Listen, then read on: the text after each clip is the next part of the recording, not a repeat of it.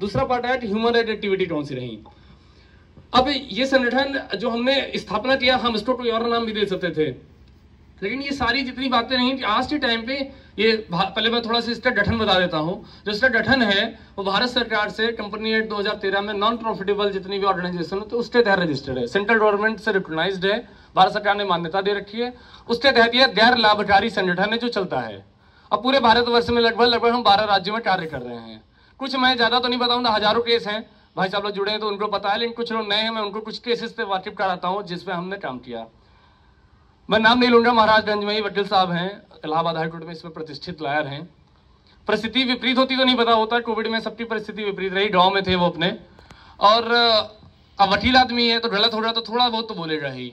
वो अपनी माँ के साथ खड़ा था, बगल वाले प्लाट में कब्जा हो रहा था, पुलिस करवा रही थी, खुला बोल रहा हूँ, पुलिस कब्जा करवा रही थी महाराजगंज में, और उस कब्जे के दौरान उस वकील ने मना किया कि भाई साहब ये कब्जा आप ना कराइए, ये दूसरे हमारे जानने वाले का है। इतनी सी बात में पुलिस वालों ने तू ज्यादा गुंडा बनता, तू ज्यादा वकील बनता है, इस तरह की भाषा शैली का प्रयोग करते हुए उसकी माँ को और उस वकील को दोनों को मारा। माँ का हाथ टूट गया और वकील को मारते हुए थाने ले गए, मुकदमा दर्ज हुआ और उसको जेल में डाल दिया। उसके बाद वो वकील था अपना उसका वहां पे छूटा उठा। हम उसको व्यक्तिगत नहीं जानते थे, हमारे पास शिकायत पहुंचती है कि ऐसा ऐसा हुआ है। स्वतः संज्ञान लेते हुए मैंने तत्काल रूप से मानवाधिकार आयोग में जो अपना राज्य सरकार है सबको हमने शिकायत दर्ज कराई। जब हमने शिकायत दर्ज कराई 1 साल बराबर मैंने उसकी पैरवी किया। 1 साल के बाद परिणाम ये रहा, हाँ न्याय प्रणाली धीमे है, होता नहीं है, लेकिन होता है तो जबरदस्त होता है कि जितने पुलिसकर्मी थे सारे के सारे सस्पेंड कर दिए गए। 12 पुलिसकर्मी 1 साल सस्पेंड हुए। और दूसरी सबसे बड़ी बात थी कि उन 12 पुलिसकर्मियों की वेतन काटी गई और वेतन काट के 1 लाख रुपए इकट्ठा किया गया। वो 1 लाख रुपए उस वकील को दिलाया गया। तब उस वकील से हमने बात की कि भाई साहब 1 लाख रुपए मिला, तो हाँ भैया मिला है हमें 1 लाख रुपए, मुकदमा चल रहा है उन पुलिस वालों के खिलाफ।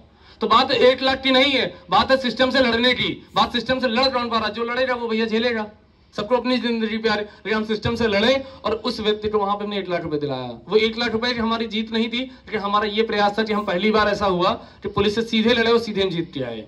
तो ये एक मैंने छोटा सा पहलू बताया। अब चलते हैं मध्य प्रदेश में। मध्य प्रदेश के अंदर खरगोन जिला पड़ता है, सब लोग वाकिफ है उससे। खरगोन जिले में 2013 के अंदर सर्व शिक्षा अभियान के तहत पैसा पास होता है। वो पैसा इसलिए पास होता है कि यहाँ पे विद्यालय बनेगा।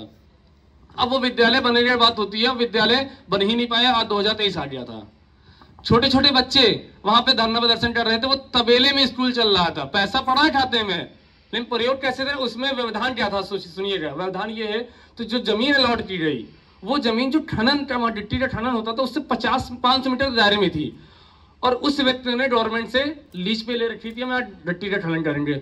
उसके डॉक्यूमेंट में ये लिखा हुआ था एग्रीमेंट में भारत सरकार के साथ, मध्य प्रदेश सरकार के साथ, कि भैया 500 मीटर के अंदर कुछ भी नहीं होना चाहिए, 500 मीटर के अंदर कोई विद्यालय कोई भी ऐसी एक्टिविटी क्योंकि यहाँ खतरा है। उनका भी कहना सही था।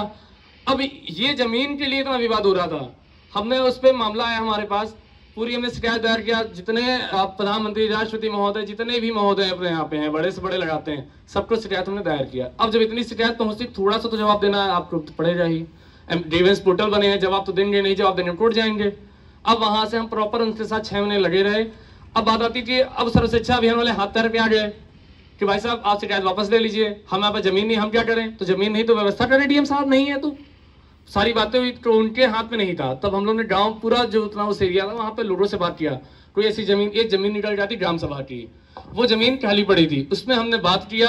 हम लोग प्रॉपर 6 महीने से लगातार लगे रहे डीएम महोदय के साथ वहां पे, और जितने भी वहां एरिया में लोग रहते थे।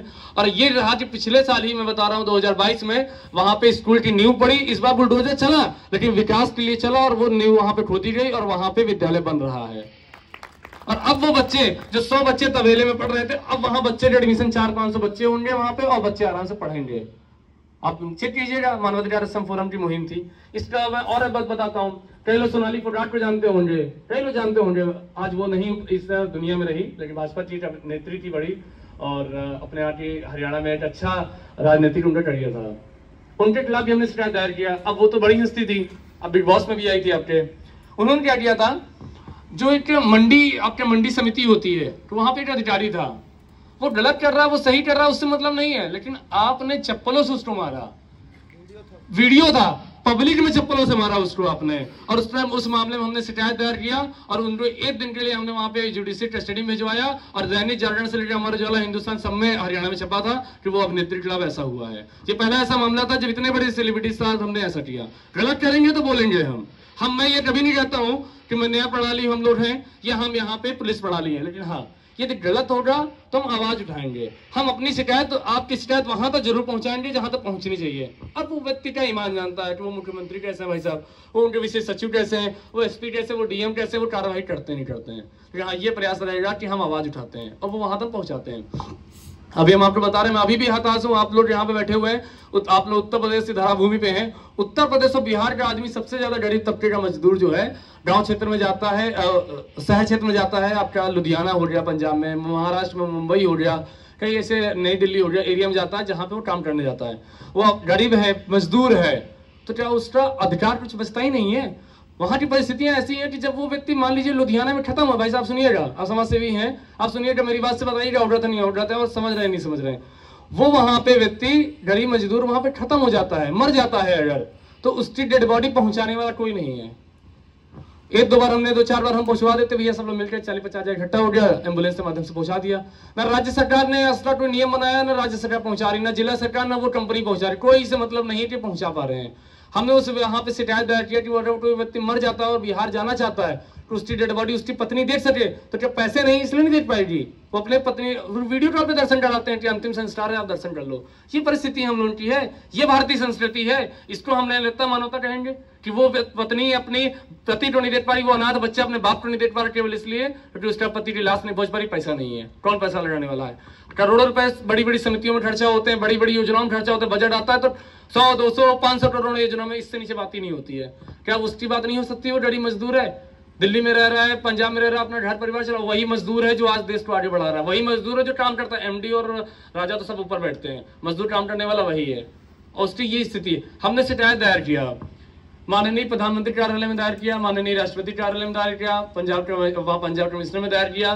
कार्यक्रम में मैं बैठा हुआ था, सज्जाद आलम जी का कार्यक्रम था, वहां पे मैं बैठा हुआ था, वहां पे आम आदमी पार्टी के 3 विधायक बैठे थे, लुधवानी साहब बैठे थे, और भी कई सारे बड़े बड़े लोग बैठे थे। वहां पे भी मैंने इस मुद्दे को छेड़ा और हमने लिखित में 2-2 पेज की शिकायत हमने उनको दायर किया।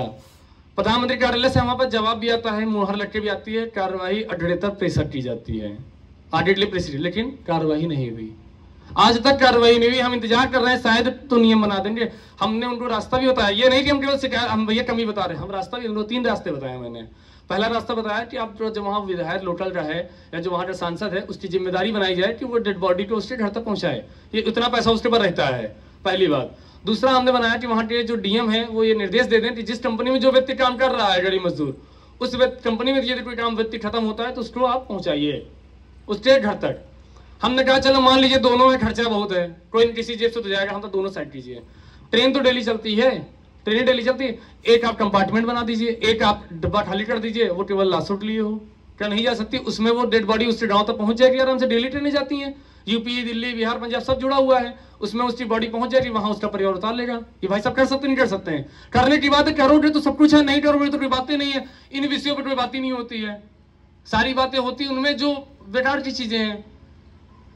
हम ये कर देंगे, हम वो कर देंगे, वो मतलब नहीं है ना। वो उन पे काम करो जो लोगों की जरूरतें हैं, जो लोग मर रहे हैं, तो ये सारी बातें रहती हैं। ऐसा और सैकड़ों केस हैं। एक हमारे कानपुर का मामला था, कानपुर देहात का, जयराम जी नहीं मौजूद है, मामला है। जय भीम पिक्चर यहाँ पे कितने लोगों ने देखी? जय भीम, अच्छी बात है।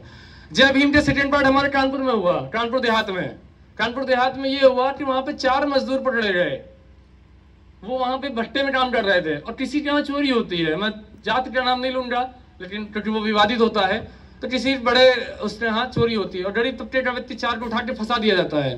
पुलिस 12 दिन तक पकड़ के रखती है और 12 दिन तक उसे डेली मार रही है कि गुनाह अपना कबूल कर लो। जब व्यक्ति ने चोरी नहीं की कैसे कबूल कर ले?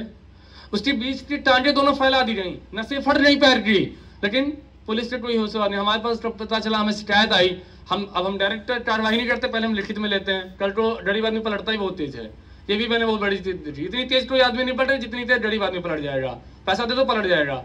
लिखित में शिकायत ली, वीडियो लिया हमने एसएचओ साहब से बात किया, हमारे पास रिकॉर्डिंग भी है। हमने वायरल नहीं इसलिए किया था, शायद हम भी वायरल हो जाते, कि जय भीम 2 का पार्ट हमने दिखाया, हम तो वायरल हो जाते, लेकिन साहब वो दोबारा मजदूर मारा जाता और कि आपने ऐसा किया।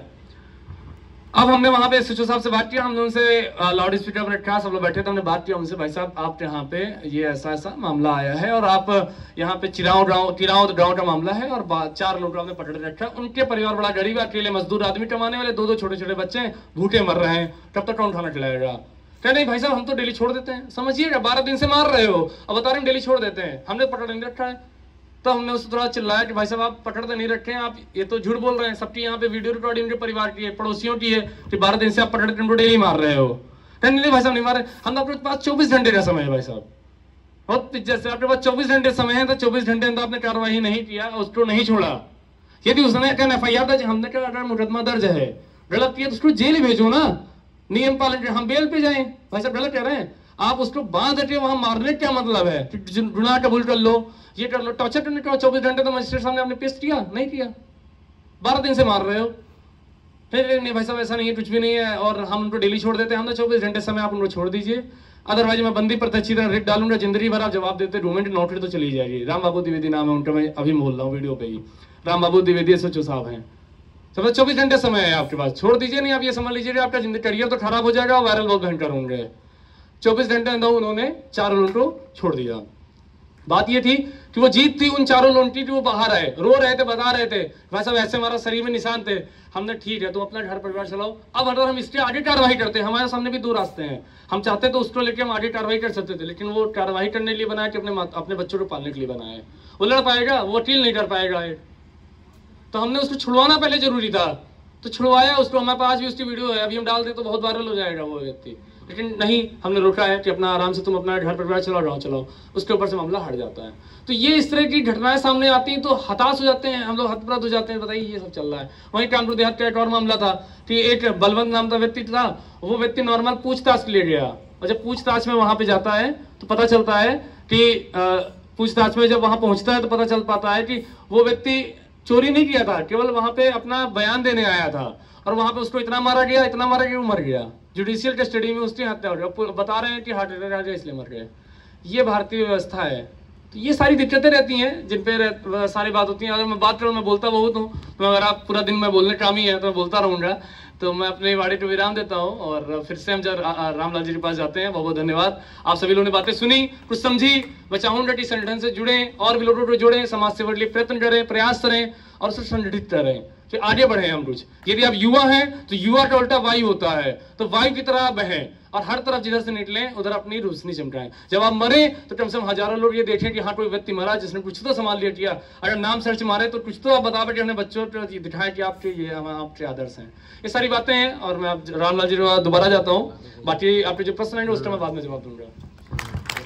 धन्यवाद, बहुत अच्छी रोशनी डालने के लिए। क्या क्या मानवाधिकार एक्शन फोरम ने एक्शन लिया, जहां जहां पर अन्याय हो रहा था, जहां जहां पर किसी के साथ उनके अधिकारों का हनन हो रहा था, कैसे मानवाधिकार उनके साथ खड़ा हुआ और उनको न्याय दिलाया।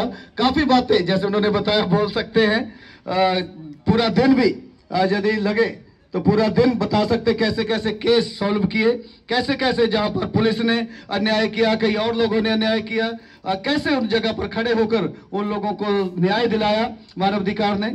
इसके लिए धन्यवाद करता हूं। सच में एक कहावत है, ना करने वालों के लिए बहाने बहुत हैं और करने वालों के लिए अवसर बहुत हैं। हेलो, कुछ नहीं करना तो बहाने बहुत हैं, और करने वालों के लिए हर एक व्यक्ति जो करने वाला है, इंग्लिश में कहावत है कि सेइंग बोलते इस प्रकार से, where there is a will there is a way, जहां चाह वहां राह। कुछ करने की इच्छा है तो फिर पैसा, सोर्स, ये सब कोई बातें मैंने नहीं रखती। आप एक बार शुरू कीजिए, अंधेरे को कोसने से अच्छा है एक कैंडल जलाना शुरू करें। अरे यहाँ है, ऐसा है, वैसा है, कहीं न्याय नहीं है, कहीं कुछ नहीं है, कहीं सुनवाई नहीं है। ये अंधेरे को कोसने से अच्छा है अपनी तरफ से एक कैंडल जलाना शुरू करें। बस आप अपनी तरफ से प्रयास करें, एक छोटी कैंडल जलाएं, रोशनी जलाएं। हो सकता है आपको देख के कोई दूसरा व्यक्ति भी रोशनी जला दे, कैंडल जला दे, और 2 कैंडल को देख के कोई तीसरा भी जला दे, चौथा भी जला दे, और ऐसे जब हजारों कैंडल हो जाएगी, अंधेरा अपने आप चला जाएगा। तो धन्यवाद देते, जरूर अभी समय रहेगा।